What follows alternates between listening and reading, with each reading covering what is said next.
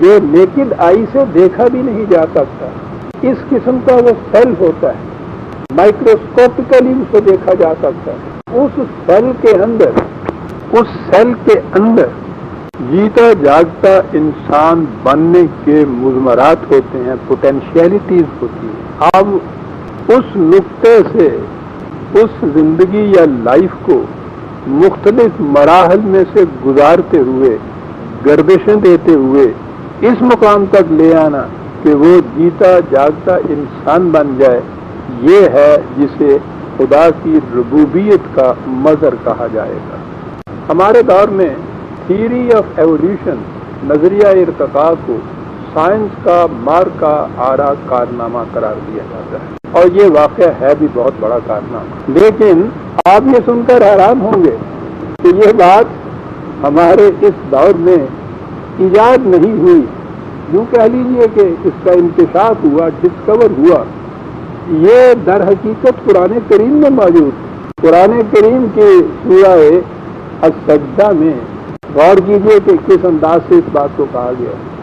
کہا کہ یدبر الامر من السماء الی الارض، اللہ تعالیٰ اپنے امر، اپنے ارادے، اپنے ڈیزائن کی ابتدا پسترین درجے سے شروع کرتا ہے، ثم یعرج الیہ، پھر وہ آہستہ آہستہ ارتقائی منازل طے کرتا ہوا اوپر اٹھتا چلا جاتا ہے۔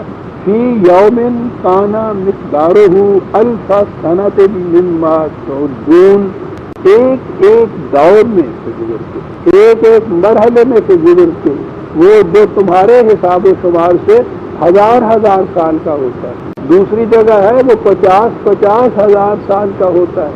50,000 سال کے ایک ایک مرحلے سے گزر کر وہ حیولہ جو ہے ابتدائی، وہ آہستہ آہستہ آگے بڑھتا چلا جاتا ہے، اور اس کے آگے ہے ذالک عالم الغیب والشہادۃ العزیز الرحیم۔ سبحان اللہ، یہ ہے وہ خدا۔ یہاں دو لفظ آئے، عالم الغیب اور الشہادت۔ غیب تخلیق کی وہ منزل ہے، وہ مراحل ہے جب وہ ابھی کنکریٹ شکل میں سامنے نہیں آتی، اور شہادت اس کی اگلی منزل ہے جب وہ تخلیقی شکل کے اندر انسان کے سامنے آتی ہے۔ اور کہا کہ یہ چیز خدا کی دو صفات کی مظہر ہے، ایک تو عزیز کے معنی ہوتا ہے جسے کسی شے کے اوپر غلبہ اور قوت حاصل ہو، اور رحیم کے معنی ہوتا ہے جو نشو و نما دیتا ہوا اس کو آگے لے جائے۔ اور اس سے آگے پھر پہلے یہ کلیہ بیان کیا، یہ اصول بیان کیا، اور اس کے بعد پھر ہے کہ الذی احسن کل شیء خلقہ، کہ جس نے ہر شے کو نہایت متناسب اور حسین تری انداز میں اس کی ابتدا کی۔ وبدا خلق الانسان من طین، اور اسی طرح سے انسان کی تخلیق کی ابتدا ایک بے جان مادے سے کی، اور دوسرے مقام پہ ہے کہ اس بے جان مادے سے میں جب مٹی میں پانی کی آمیزش ہوئی تو پہلا لائف کا جرم یا جرثومہ وجود میں آ گیا، اور وہ پھر اس کے بعد مختلف منازل طے کرتا ہوا اس عالم بشریت کے اندر پہنچا۔ یہ تمام پروسیس جو گزرا ہے، یہ سارا پروسیس یہ خدا کی صفت ربوبیت کی بنا پر، اور پھر ربوبیت بھی اس انداز کی کہ یہ نہیں ہے کہ ایک شے جس حالت میں موجود ہے وہ اسی میں موجود ہے اور اسے اسی قسم کا سامان نشو و نما چاہیے۔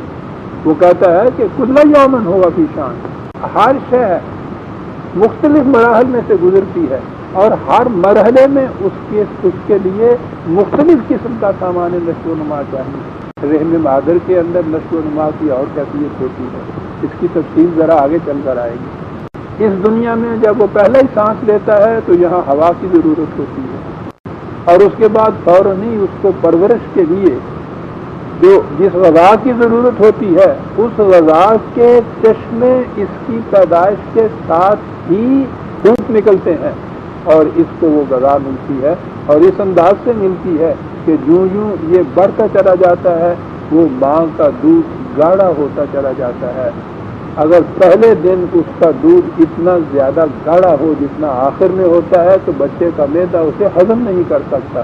اس میں پانی کی مقدار بہت زیادہ ہوتی ہے, غذائیت بڑی کم ہوتی ہے. یوں یوں وہ بڑھتا چلا جاتا ہے, پانی کی مقدار کم ہوتی چلی جاتی ہے, غذائیت بڑھتی چلی جاتی ہے. آخر میں جا کے جب وہ اناج وغیرہ کھانے کے قابل ہو جاتا ہے تو یہ سرچشمے جو ہیں دودھ کے سوکھ جاتے ہیں اور پھر وہ زمینی غذا کے اوپر عزیزان من ربوبیت. لیکن مغرب کے ایک سائنٹسٹ اور مرد مومن کے نظریہ ارتقاء کے تصور میں ایک بڑا بنیادی فرق ہے.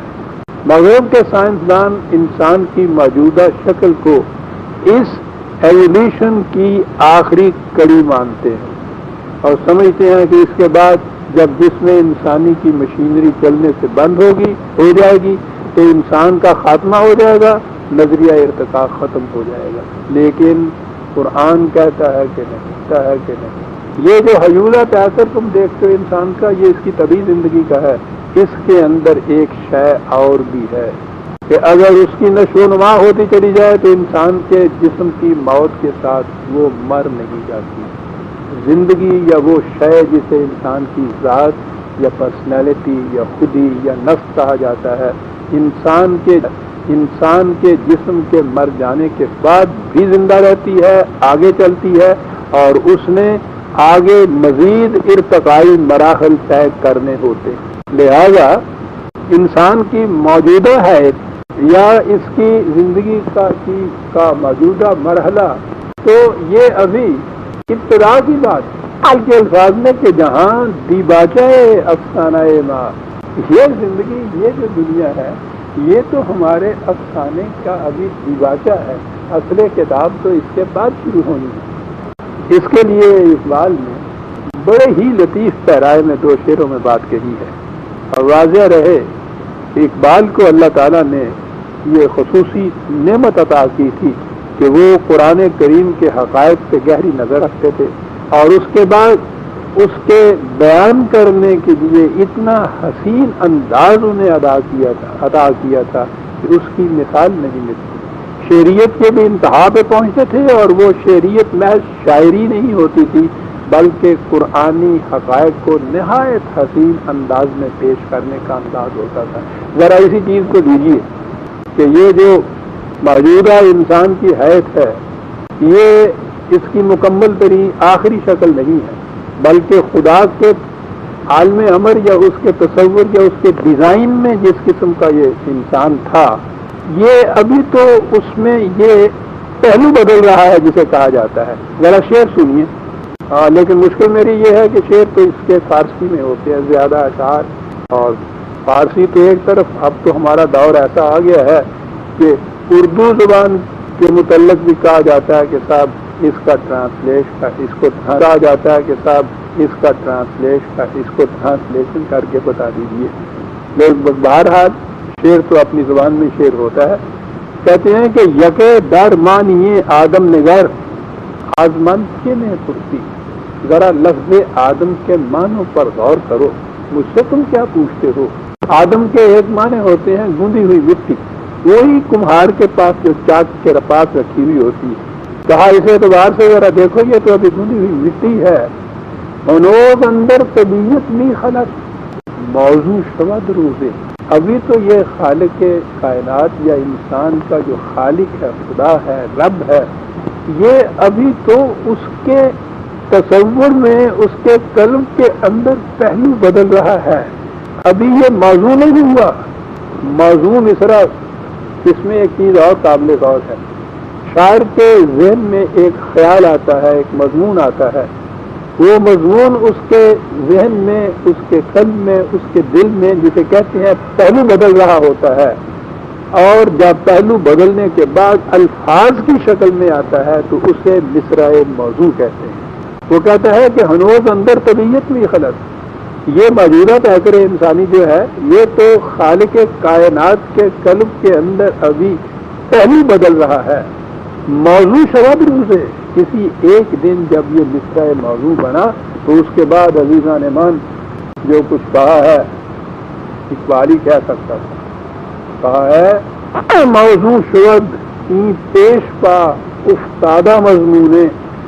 اس وقت یہ مضمون تو بڑا پیش پا افتادہ نظر آتا ہے, کچھ اہمیت ہی نہیں نظر آتی. جب یہ موضوع ہو گیا ایک دن تو اس کے بعد کیا ہوگا کہ یزدارا دل از تاثیر او پرخون شود روز ہے, کہ اور تو اور خود اس کے خالق کا دل بھی اس کی تاثیر سے خون ہو کے رہ جائے گا. اس نے تو وہاں پہنچنا ہے صاحب. یہ ہے عزیزان من ربوبیت, یہاں تک پہنچانا ہے اس نے انسان کو. اولی جرثومہ حیات سے لائف ہیلتھ سے لے کر پیکر بشریت تک تبھی ارتقاء انسان کے مرحلے میں آ کے اس میں ایک نئی چیز جسے ذات انسانی کہتے ہیں اس کا اضافہ. اس کے جسم کے ختم ہو جانے پر انسانی ذات کی ارتقائی منزلیں طے کرتے ہوا آگے بڑھتے چلے جانا. آگے کہاں بڑھتے چلے جانا ہم اس شعور کی موجودہ سطح پر سے سمجھ بھی نہیں سکتے. اس لیے قرآن نے اس کی زیادہ تفصیل نہیں دی ہے کہ یہ بات وہاں جا کے سمجھ میں آئے گی, لیکن ایک وہاں جا کے سمجھ میں آئے گی. لیکن ایک مسلمان کے لیے, ایک مومن کے لیے اس بات پر ایمان نہایت ضروری ہے کہ اس موت کے ساتھ انسان کا خاتمہ نہیں ہو جاتا. انسان کی زندگی آگے بھی چلتی ہے اور اس نے اگلے مراحل بھی طے کرنے ہیں. عزیزان من, لفظ رب کے اس مفہوم کو سامنے رکھیے اور پھر سوچئے کہ کیا اس کا ترجمہ دنیا کی کسی زبان میں بھی ہو سکتا ہے. انگریزی کا کوئی سے آپ ترجمہ اٹھا لیجئے, اس کے لیے لفظ لارڈ استعمال ہوا. آپ سوچئے کہ کیا لارڈ کا لفظ رب کے مفہوم کو ادا کر دیتا ہے. مفہوم ادا کرنا تو ایک طرف, معاف فرمائیے, وہ تو اس سے کچھ اور الٹ جاتا ہے. رب تو وہ ہے جو اولی نقطہ حیات سے حیات زندگی کو نشو و نما دیتا ہوا اوپر لیے, اولی نقطہ حیات سے حیات زندگی کو نشو و نما دیتا ہوا اوپر لیے چلے جاتا ہے. اور لارڈ کے اندر تو بات ہی کچھ تسلط کی, تغلب کی, اس چیز کی آ جاتی. اصل یہ ہے